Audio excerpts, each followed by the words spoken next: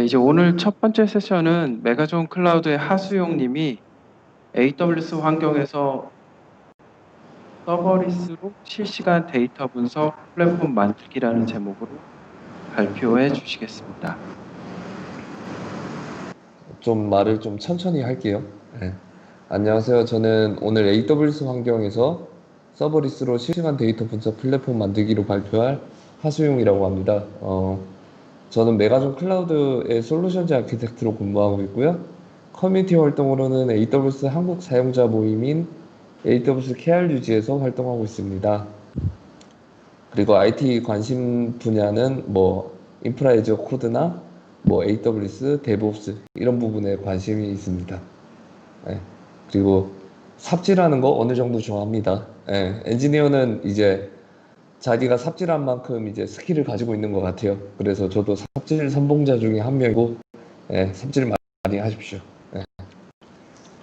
발표하기 앞서서 질문이 혹시 있으시다면은 중간중간에 언제든지 말씀해 주시고요. 이게 코로나 때문에 화상으로 진행되긴 하는데 서로 간의 소통은 좀 자유롭게 했으면 좋겠어요. 네, 건전한 토론 언제나 환영입니다. 그래서 AWS 서버리스를 얘기하려고 하는데요. 아마 서버리스에 대해서는 좀 잘 아실 거예요. 그래서 그 부분을 생략하고 그럼 AWS 환경에서 서버리스는 무엇일까? 라는 내용에서 말씀을 드리겠습니다. 네. AWS 환경의 서버리스를 말하기 앞서 기존 환경은 이제 여기서 말하는 기존 환경은 이제 온프레미스가 될 수도 있고 VM웨어나 아니면 클라우드 같이 가상 환경에 배포된 뭐 모놀리틱한 구조를 가진 그런 환경일 수도 있어요. 그래서 주목해야 될 점은 새로운 신규 서비스가 생겨서 인프라를 배포해야 되거나 아니면 이미 배포된 인프라를 관리할 때 리소스가 많이 소요된다는 점이에요. 그게 만약에 ISC로 배포된 환경이라도 버전 관리 등을 계속 주기적으로 해줘야 되고 또 컴퓨팅 용량의 확장 계획도 늘 대비하고 수립하고 시행을 해야 됐죠. 그리고 만약에 취약점이 발견되면은 패치를 통해서 계속적으로 관리해야 했어요. 누군가는 관리해야죠. 그래서 IT에서는 한 사람이 전지전능하거나 아니면은 뭐 업무 분할을 이렇게 철저하게 업무 분할을 해야 했어요. 근데 업무 분할을 하긴 하는데 이게 제대로 되진 않죠. 네. 그래서 AWS 환경의 서버리스는 이제 그 서버리스 구조를 가게 되면 서비스 관리자가 많은 역할을 하지 않아도 된다는 거죠. 그래서 뭐 다른 클라우드 벤더도 마찬가지지만 그 클라우드 서비스를 제공하는 벤더들이 어 여러 스택들을 이제 대비하게 해주는 거죠. 그 사용자 대신 이제 관리하게 해주는 거고. 그래서 서버리스 환경을 하면은 리소스가 많이 줄어든다는 게 사실입니다. 그래서 서버 환경의 구성이나 관리나 뭐 운영이나 취약점 배치나 이런 것들을 신경 쓸 필요 없이 좀 더 빠르게 개발하고 빠르게 배포하고 상대적으로 신경을 덜 쓰게 되는 거죠. 네. 그래서 AWS 서버리스는 이제 여러 서버리스 서비스들이 있어요. 이제 각 분야별로 좀 나눠져 있는데 AWS를 사용해 보셨다면 한 번씩은 들어보셨을 거예요. 저는 개인적으로 파게이트 서비스를 제일 좋아합니다. 네. 제가 채팅창이 잘 안 보여서 눈이 안 좋아서 삽질할 수 없, 삽질 없이 잘할 수 있는 방법 없나요? 네, 제가 생각했을 수도 없을 것 같아요. 네, 여튼 네. 다양한 AWS에서 다양한 서비스를 이렇게 서버리스 환경에서 제공하고 있고 뭐 컴퓨팅 스토리지, 데이터 스토어, API, 프록시, 뭐 아날리틱스 뭐 여러 가지 서비스들이 있죠. 마찬가지로 그 아이콘으로 넣을 수 없는 것들에 대해서는 글로 이렇게 적어놨어요. 그래서 이처럼 AWS에서 개발자가 인프라 대부분을 신경 쓰지 않게 하기 위해서 AWS에서 많은 노력을 기울이고 있어요. 네. 이런 다양한 서비스들이 있고 이런 서비스를 이제 활용하려면은 이제 레고 블럭을 저희는 많이 비유를 하거든요. 그래서 레고 블럭처럼 각각 블럭처럼 흩어져 있는 조각들을 잘 조립해서 이런 하나의 서비스로 만들 수 있는 거죠. AWS 환경에서는. 네. 그래서 오늘의 주된 이야기는 그래서 서버리스로 실시간 데이터 분석 플랫폼을 만들자고 만드는 아키텍처를 말씀드리려고 해요. 그래서 오늘 이야기할 아키텍처는 요건데요. 사실 이런 비슷한 아키텍처가 AWS 내에서는 2년, 3년 전에 이미 발표가 돼서 많이 이렇게 심플하게 쓰고 계세요. 그래서 가장 심플하고 빠르게 데이터 분석을 할 수 있게 되어 있고요. 이제부터 각각의 컴포넌트별로 간략히 설명드릴 수 있도록 하겠습니다. 네.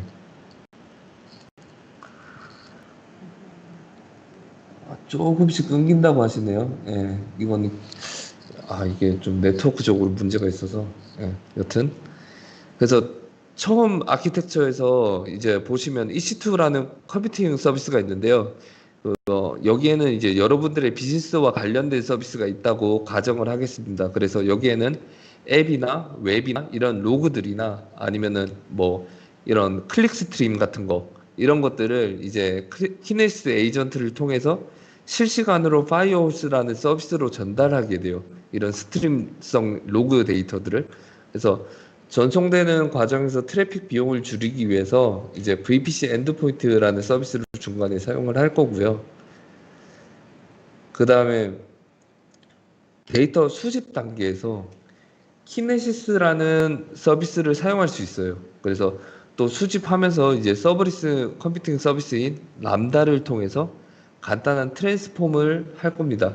그래서 키네시스 서비스에서는 그 앞에 클릭 스트림이나 이런 스트림성 데이터를 받아서 뒷단에 이제 S3가 됐든 어떤 EMR이나 어떤 하드 클러스가 됐던 이런 쪽으로 보낼 수가 있어요. 데이터를 흘려서. 그래서 큐인 거죠, 사실. 근데 그 람다를 통해서 간단하게 트랜스폼도 할 수 있고 간략하게 그리고 버퍼 크기 단위로 gzip이나 이런 거 스냅이나 이런 거 압축 가능하고 그다음에 형태 포맷도 변환이 가능합니다. 되게 파워풀하죠. 그 다음에 이제 수집된 데이터는 이제 S3라는 스토리지 서비스에 저장되게 될 거고요. S3는 향후 데이터 분석을 위한 데이터 스토어로 계속 사용될 예정이에요. 예. 이제 글루라는 서비스가 있는데요. 글루라는 서비스는 이제 ETL 잡을 처리하거나 아니면 저장된 데이터에 대해서 스키마를 저장하고 AWS의 다른 서비스에서 카탈로그를 이렇게 보여주는 그런 서비스예요. 그래서 여기서 CSV 파일로 저장된 데이터를 파케이 형태로 변환을 하고 그다음에 그걸 데이터 카탈로그를 만들어서 스키마 형태로 다른 서비스에게 쿼리할 수 있게끔 제공을 할 겁니다. 글루라는 서비스에서. 그다음에 아테나라는 서비스는 이제 아마존 S3의 로우 데이터 형태로 CSV 파일로 저장돼 있고 그다음 파케이 형태로 저장되어 있을 거예요. 그런 데이터들을 이제 그 프레스토 기반의 그 검색 엔진을 통해서 데이터를 따로 로드하지 않고 그냥 NCSQL로 쿼리할 수 있는 서비스예요. 그래서 S3에 저장된 어떤 특정 데이터들을 이제 그 SQL 쿼리문으로 쿼리를 해서 뭔가에 대한 그 결과를 값을 얻는 거죠. 그래서 데이터는 스캔한 데이터의 용량 비용당 비용이 발생하고요. 네. 가장 심플하게 검색을 할 수 있는 서비스입니다. 그리고 마지막으로 그 아마존 퀵사이트는 AWS에서 제공하는 BI 툴이에요. 그래서 퀵사이트를 통해서 수집된 데이터의 수치를 가시화하고 그래프 형태로 보여줄 수 있어요. 여기까지가 이제 총 아키텍처에 대한 흐름이고요. 혹시 질문 있으신가요? 혹시? 질문 있으시면 바로바로 해주셔도 돼요. 예. 잠깐 데모를 보여드릴 건데요. 보시면은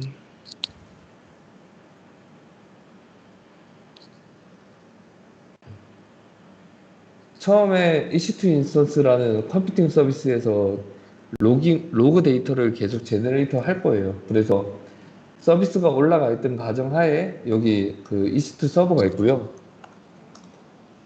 지금 간단한 파이썬 코드로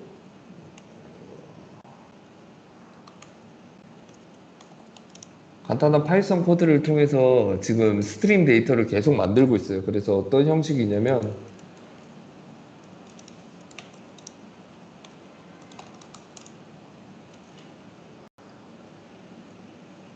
네.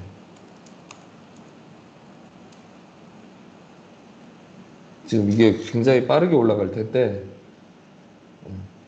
일반적인 커머셜 쪽에서 쓰이는 그런 구매 데이터들이에요. 그래서 이런 것들이 계속 실시간으로 생성되고 있고 지금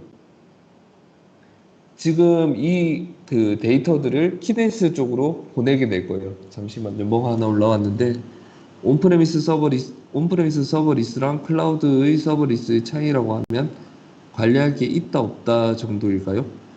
온프레미스에서 어떤 식으로 서버리스를 관리하세요? 도커를 말씀하시는 건가요? 컨테이너를?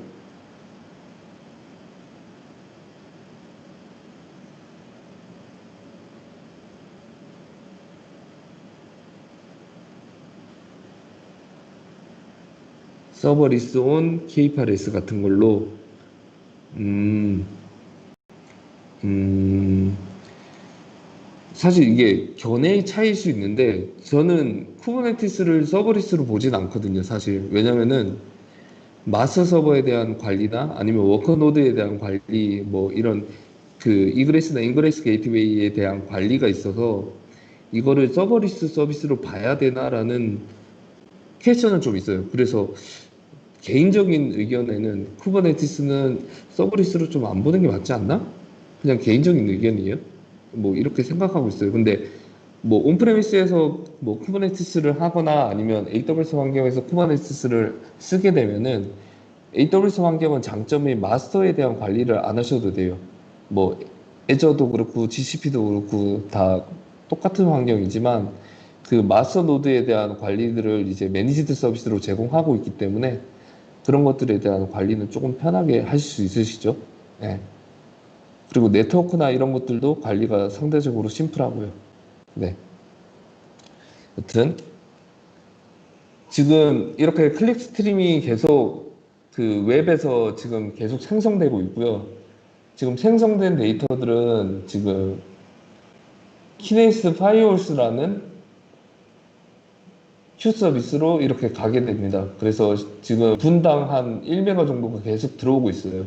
지금 이거는 데모라서 지금 이 정도인 거고, 네.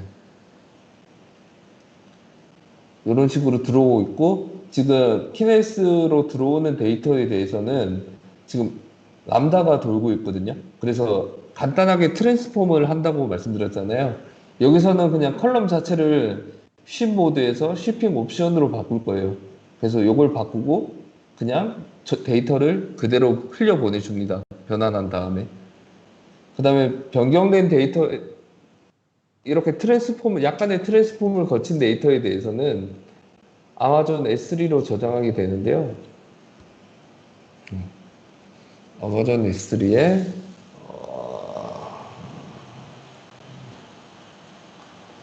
어디다 저장했더라? 아, 여기 있다. 이렇게 로우 데이터 형태로 저장이 되고요. 로우 데이터로 형태로 저장될 때 이렇게 로우 데이터 형태로 저장돼 있고 저장될 때 그 뭐지? 파이어홀스에서 자동으로 파티셔닝을 해줘요. 그래서 보시면은 연월 1로 지금 되어 있거든요. 1, 그 다음에 시간으로. 그래서 이런 식으로 데이터가 저장이 됩니다. CSV 파일로. 그래서 마찬가지로 여기 들어가셔서 간단하게 셀렉을 한번 해볼 수가 있어요. 어떤 데이터가 들어왔나. 그러면은 이런 데이터가 들어왔죠. 뭐 카테고리는 테크닉 뭐지 테크놀로지고 시티는 어디고 뭐 이렇게 쭉 들어왔어요. CSV 파일로. 예. 그러면은 이 CSV 파일 자체를 이제 스키마 형태로 정의를 해줘야 어딘가에서 쿼리를 하든 가져가든 그럴 거 아니에요. 그래서 요거에 대해서는 글루라는 서비스를 쓸 거예요. 그래서 글루라는 서비스에 크롤러라는 서비스가 있는데 여기에서 이제 그 해당 저장되어 있는 그 CSV 파일을 계속 크롤링 하면서 스키마를 업데이트 할 거예요. 그래서 어떤 식으로 돼 있냐면 테이블을 보게 되면은 이런 식으로 되어 있습니다. 그래서 지금 이것들은 모두 자동화되어 있고요. 그냥 클릭해서 넘어가면은 이런 식으로 자기가 테이블의 형태를 볼 수 있게 해줘요. 그래서 아까 파티셔닝 되어 있는 것도 지금 옵션을 안 줘서 그런데 그 뭐 연, 월, 일로 이렇게 되어 있고 그다음에 뭐 이런 식으로 볼 수가 있어요. 예. 그래서 요 데이터들을 가지고 이제 ETL 처리를 하는 거예요. 여기서 잡을 통해서 ETL 처리를 할 거고 지금 제가 이거는 몇 번 돌렸었는데 이 ETL은 이 스크립트를 기준으로 ETL이 되거든요. 그래서 보시면은 저장된 소스는 그 다이나믹 프레임이라고 해서 이제 그 글루에서 제공하는 그 프레임으로 이렇게 카탈로그를 읽어서 만들어요. 그래서 트랜스폼 여기 트랜스포메이션 언더바 CTX는 이제 ETL 작업을 하면은 그 중간중간에 잡이 장애로 끊길 수도 있고 아니면은 그 다음 잡을 시행할 때 어디까지 했는지 모르잖아요. 그래서 북마커라는 그 책갈피 형태로 저장을 하게 돼 있어요. 내가 어디까지 ETL을 했다. 그거에 대해서 기록하기 위해서 이렇게 정의가 되어 있고요. 처음에 그 데이터 카탈로그를 읽어서 그 다음에 여기서 매핑을 해요. 어떤 컬럼이 어떤 컬럼으로 매핑될 거다. 데이터 그 ETL을 하는 과정에서. 근데 저희는 지금은 1대1로 매핑만 하고 여기서 데이터를 쓸 때 마지막으로 여기서 데이터를 쓸 때 특정 S3 커넥션 옵션에서 특정 이거 죄송합니다. 특정 위치를 이렇게 정해주고 여기다가 변환된 데이터를 써라고 정의하고 파티션 키를 잡아줘요. 파티션 키를 잡아주는 이유는 조금 이따 설명드릴게요. 파티션 키를 잡아주고 여기서 데이터 포맷을 파키로 변환을 할 거예요. 마찬가지로 트랜스포메이션 언더바 CTX는 그 북마커 때문에 계속 있는 거예요. 그래서 얘를 만약에 런 잡을 하게 되면은 제가 정의한 파이썬 스크립트가 이렇게 실행이 될 거고요. 그 내가 이전에 했던 작업들부터 시작해서 신규로 계속 스트리밍으로 밀어넣고 있는 작업들에 대해서 팟게이 형태로 변환을 해줄 거예요. 데이터를. 다시 돌아와서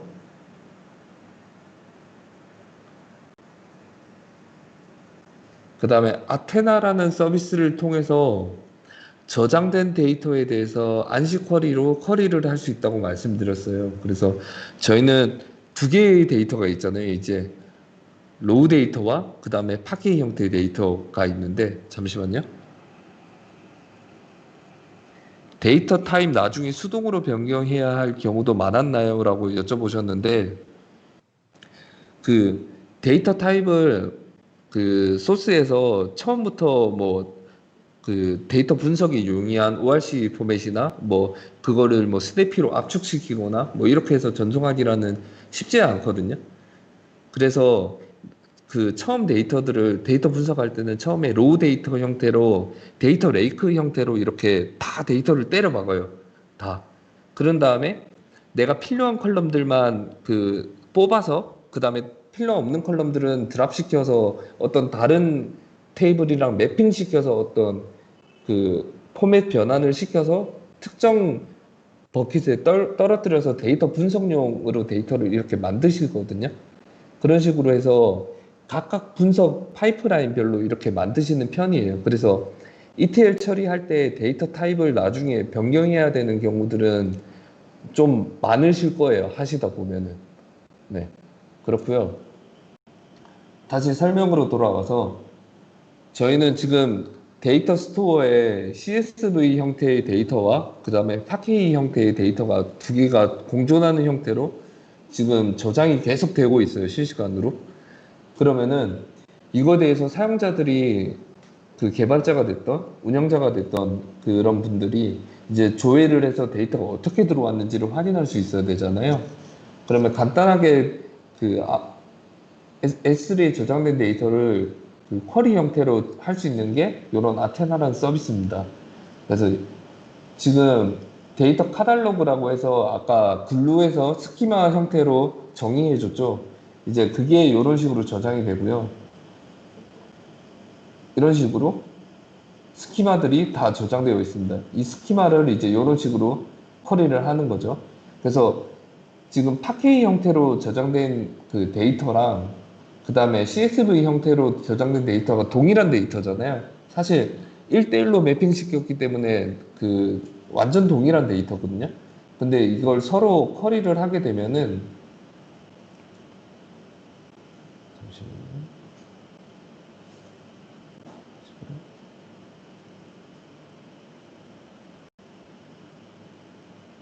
이게 잘 안 돌리네. 됐다.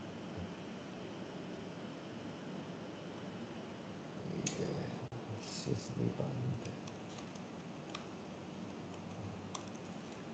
다시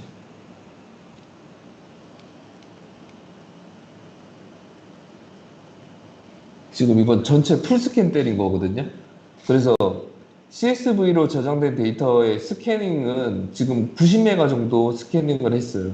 근데 팟K로 지금 저장된 데이터는 보시면은 상대적으로 적은 양을 했죠. 보면은 데이터 단순히 같은 데이터를 저장하고 있는데 데이터 포맷을 변경함으로써 그 데이터 스캔의 총 그 저장량이 데이터 스캔의 양이 줄었어요. 이 말 뜻은 그 아테나에서 스캐닝하는 비용, 그 스캐닝하는 용량만큼 비용이 그 지불하게 되는데 이런 것들을 비용을 세이브할 수 있는 거죠.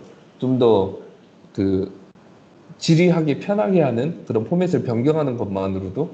그리고 저희가 파티셔닝을 했잖아요. 파티셔닝이 날짜별로 이런 식으로도 할 수 있지만 어떤 지역별로 하시거나 이런 것들도 가능하시거든요.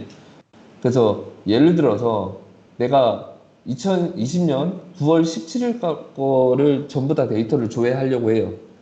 그러면은 이거에 대해서 조회하려면은 과거에서 파티셔닝이 안 돼 있는 데이터들은 전체를 스캔한 다음에 그 다음에 웨어로 찾아야 될 거잖아요. 그럼 당연히 스캐닝한 데이터가 높겠죠. 근데 이런 식으로 파티셔닝이 되어 있으면 굉장히 적은 데이터 스캔으로만 해도 이런 식으로 2메가 정도만 해도 이런 식으로 찾을 수가 있어요. 예. 17일 날짜 것만 데이터를. 예. 이런 식으로 해서 파티셔닝을 많이 하시고요.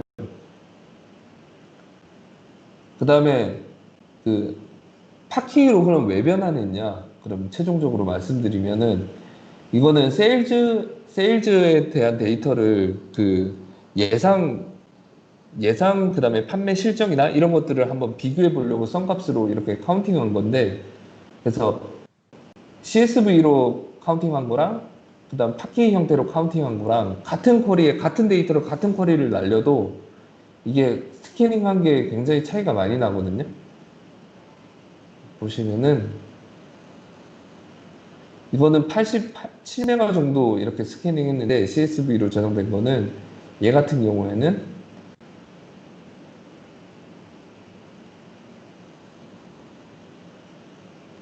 이런 식으로 2.3메가 정도로만 이렇게 스캐닝을 했죠. 그래서 같은 효과를 주는데도 훨씬 더 지불하는 비용은 더 싸게 할 수 있는 거죠. 이런 식으로 좀 전략적으로 많이 하셔야 될 것 같아요. 네. 그다음 글루에 대해서는 말씀드렸고 이제 제가 조금만 더 시간을 쓸 건데 마지막으로 BI 툴에 대해서 말씀을 드릴 거예요. 그 아마존에서는 AWS에서는 BI 툴로 퀵사이트가 있고요. 퀵사이트에서 이렇게 데이터 셋으로 이렇게 아테나나 아니면 S3나 이런 식으로 S3나 이런 것들을 지정을 할 수 있어요. 그래서 저는 지금 아테나를 데이터 셋으로 이렇게 정의를 한 상태고 여기서 스파이스라는 모드를 키게 되면은 그 퀵사이트 안에서 인메모리 형태로 데이터가 그 로드가 되게 돼 있거든요. 그래서 이 로드된 데이터를 내가 뭐 스케줄링해서 매일 아침에 뭐 내가 출근 전에 그 다음에 다시 로드를 시키겠다 이런 것들도 가능하시고요. 아니면 내가 수동으로 이렇게 리플레시도 할 수 있습니다. 그래서 데이터를 한번 리플레시 하면은 자기가 알아서 이제 전체 데이터를 스파이스로 끌고 인메모리 데이터로 끌고 올 거고요. 이렇게 저장된 데이터셋을 이런 식으로 대시보드 형태로 조회를 할 수가 있거든요. 지금 이거는 제가 그냥 샘플로 한번 몇 개 만들어 본 건데, 이런 식으로 조회를 내가 대시보드를 내 마음대로 만들 수가 있어요. 예를 들어서, 뭐, 여기서 비주얼라이즈 해서, 뭐, 예를 들어, 뭐, 차트 뭐 아무거나 뭐 선택하고, 여기서 쭉 내려보시면은, 뭐, 여러 가지 선택할 수 있는 게 있죠. 이게 다 컬럼들이잖아요. 스키마들. 이런 것들, 뭐, 세일즈의 썸을, 뭐, 예를 들어, 프로덕트 네임 하면은, 쭉쭉쭉쭉 해서 뭐가 나오고, 이런 식으로. 그 다음에 또 뭐, 이게 만약에 내가 예를 들어서 뭐 9월 거만 보고 싶다 하면은 여기서 파티션 키로 잡아주면 되죠. 파티션 키가 이미 저장되어 있으니까 특정 날짜를 내가 아니면 특정 월을 결산하고 싶다 그러면 9월 거 해서 어플라이 하면은 9월 데이터만 이렇게 출력이 되고 그러면 이 출력된 데이터를 이런 식으로 쉐어를 할 수 있어요. 잘못 눌렀네. 쉐어를. 그래서 퍼블리시 시켜서 어떤 특정 C레벨이나 아니면 의사결정권자한테 이걸 보여줄 수가 있어요. 그래서 뭐 CEO 릴리즈를 뭐 하나 시켜서 퍼블리시를 하면은 내가 지금 저장한 거에 대해서 넘겨주는데 아까 세이브를 안 해서 아 세이브가 이렇게 중요한 건데 세이브가 어디더라? 지금 옆에 잘리는 것 같은데 여기 화면이 잠시만요. 여튼 이런 식으로 만든 데이터에 대해서 대시보드로 퍼블리시를 할 수 있어요. 이런 식으로. 네.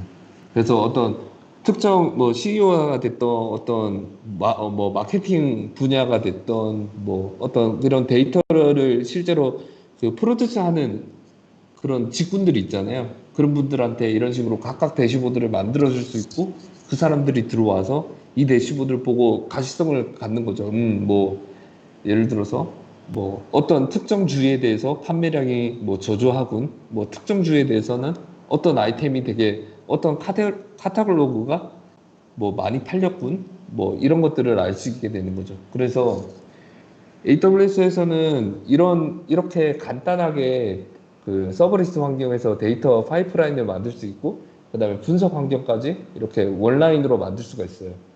네. 다시 돌아와서.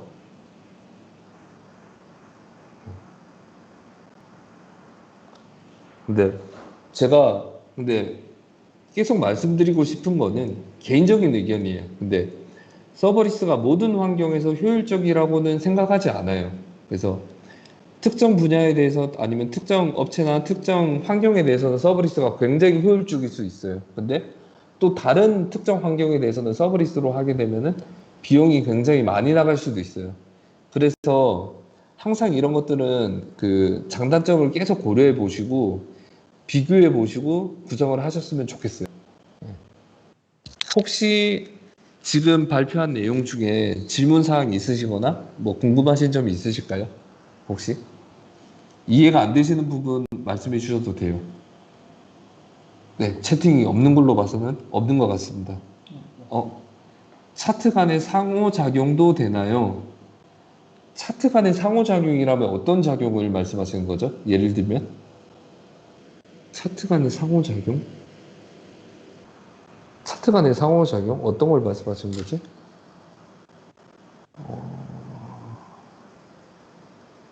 그냥 아까 보여드린 그 퀵사이트 같은 경우에는 아테나로 커리할 수 있는 것들을 그냥 그걸 그래프로 형태로 보여주면 되는 것 같아요.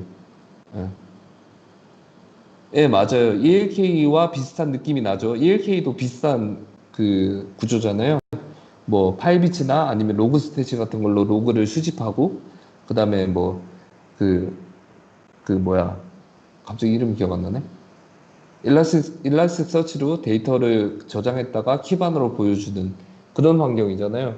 근데 그런 환경은 키바나나 아니면 일라스틱 서치 같은 그런 클러스터를 관리해야 되는 단점이 있는데 또 ETL도 상당히 제한적이죠. 로그스탯에서 자체가 ETL을 그렇게 최적화적으로 할 수 있는 그런 걸 못하기 때문에 그런 뭐 되게 뭐 조인 시키거나 막 특정 컬럼들을 드랍 시키거나 뭐 이런 것들을 되게 빈번하게 하지 못해요. 로그스테이지 자체가. 네, 그런 단점이 있고 일라스틱 클러스터 자체도 관리해야 되는 그런 단점이 있죠. 근데 요거는 반대로 장점으로는 서버를 관리할 필요가 없다는 거, 그리고 자동으로 확정이 된다는 거, 그런 것들은 장점인 거죠. 여기서는. 네. 네. 그러면은 질문이 없는 걸로 봐서 이제 마치도록 하겠습니다. 네. 들어주셔서 감사합니다.